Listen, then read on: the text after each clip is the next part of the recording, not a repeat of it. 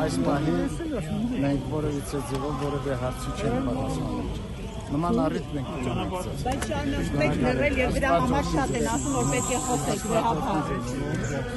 Խոսեք, եթե խոսեք։